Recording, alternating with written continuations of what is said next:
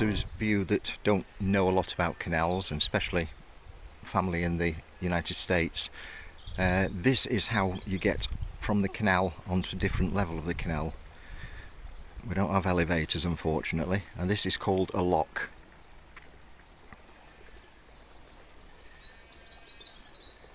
On the Lancaster Canal, these are slightly different from the main canal system in that the handle to wind up the paddle is fixed permanently and it's held in place by a padlock so that nobody else can undo them. Normally on the main canal system you have what is called a windlass, which is just like the handle shape that's on here now, but it's removable and you keep that with you on the boat. So what you do, first thing is check the water levels. You need the water level in the lock to match the level of the water on the canal you're just leaving from. In this case this was empty, so I've had to raise both the paddles. You can see the bars are raised up there. That lets all water from the canal into the lock, and it's just a matter of waiting till the levels equalise. Then once the water levels have matched, you're able to open these gates by pushing on the long wooden beam. For a single boat you only really need to open one gate, and then I should be able to pull the boat through. So there we are, just pulling the boat through now.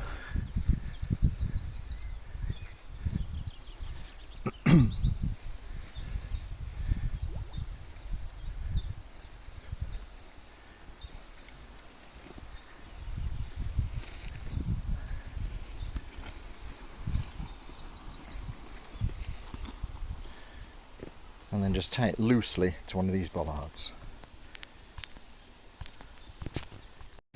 Right.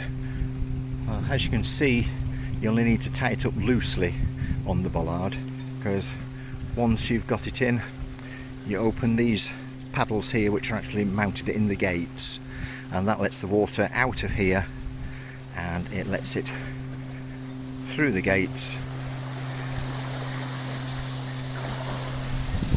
and back into the middle pound. So obviously if you had your boat tied up too tight on the bollard, as the water levels dropped, your boat would just be left hanging there, which you do not want.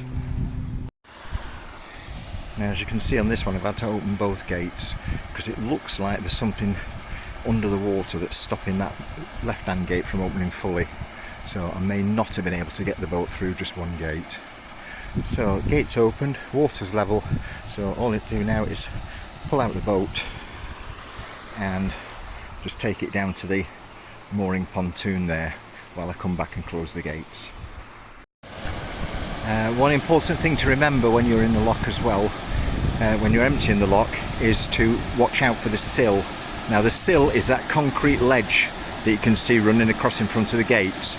There is a warning there that says sill, so you have to keep your boat this side of that sill marker warning, because as you can see, if your boat's right up against the gate and the water starts to drop, the back of your boat is going to get stuck on the sill and the whole boat is going to tip up.